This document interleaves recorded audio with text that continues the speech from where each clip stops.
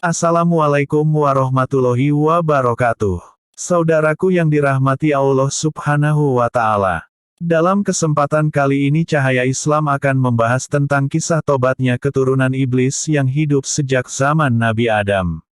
Umar radhiyallahu anhu mengatakan, ketika kami sedang duduk bersama Rasulullah Shallallahu Alaihi Wasallam di suatu tempat di Gunung Tihamah, tiba-tiba muncul salah seorang lelaki tua sambil memegang tongkat. Dia kemudian mengucapkan salam kepada Rasulullah Shallallahu Alaihi Wasallam. Rasulullah Shallallahu Alaihi Wasallam bertanya, "Siapa engkau?" Dia menjawab, "Aku Hamah bin Hayim bin Luqais bin Iblis." Sebelum kita lanjut jangan lupa dukung channel kami dengan cara like, komen, dan share ke saudara, teman, dan keluarga kita agar sedikit menambah pengetahuan dan keimanan kita. Ada sebuah riwayat yang menceritakan tentang tobatnya keturunan iblis yang hidup sejak zaman Nabi Adam alaihi salam hingga Nabi Muhammad Shallallahu Alaihi Wasallam. Ia juga kerap mencela cara dakwah para nabi terdahulu. Kisah tersebut berasal dari riwayat Abu Nuaim dan Al-Baihaqi dari Umar radhiyallahu anhu sebagaimana dikutip dari buku Berbuat Dosa Tapi Masuk Surga karya Muhammad Akrom. Umar radhiyallahu anhu mengatakan, ketika kami sedang duduk bersama Rasulullah Shallallahu Alaihi Wasallam di suatu tempat di Gunung Tihamah, tiba-tiba muncul salah seorang lelaki tua sambil memegang tongkat. Dia kemudian mengucapkan salam kepada Rasulullah Shallallahu Alaihi Wasallam. Rasulullah Shallallahu Alaihi Wasallam bertanya, "Siapa engkau?" Dia menjawab, "Aku Hamah bin Hayim bin Luqais bin Iblis." "Engkau dan iblis berjarak hanya 2 keturunan. Berapa lama waktu yang engkau lalui antara 2 jarak itu?" Tanya Rasulullah Shallallahu Alaihi Wasallam. Hamah menjawab, "Usia dunia ini sudah hampir punah kecuali tinggal sedikit lagi saja. Pada malam ketika Kabil membunuh Habil, aku masih kanak-kanak. Meskipun demikian, aku sudah diperbolehkan merusak makanan dan memutuskan hubungan perkauman." Nabi Shallallahu Alaihi Wasallam bersabda, "Alangkah buruknya perbuatan orang tua yang dikutuk dan anak muda yang diajarinya." Hamah pun menjawab, "Janganlah engkau sebutkan hal itu lagi, karena sesungguhnya aku sudah bertobat kepada Allah Subhanahu wa Ta'ala." Hamah juga mengatakan, "Aku pernah bersama Nabi Nuh alaihi salam di masjidnya dan bersama beberapa orang yang beriman dari kaumnya. Dan aku juga mencela cara beliau menyampaikan dakwah kepada kaumnya sehingga dia pun menangis dan aku juga turut menangis.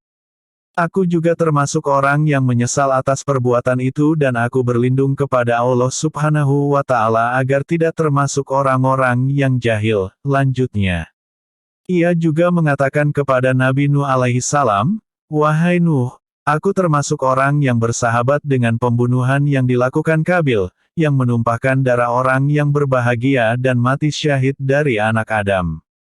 Apakah menurutmu tobatku masih dapat diterima?"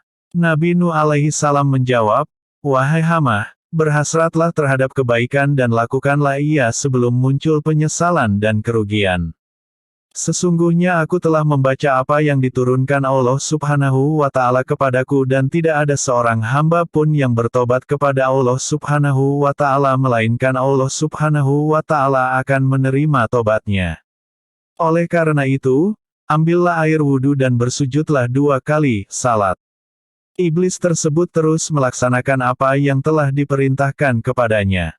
Ketika ia bersujud, Nabi Nuh alaihi salam menyeru padanya, "Angkatlah kepalamu.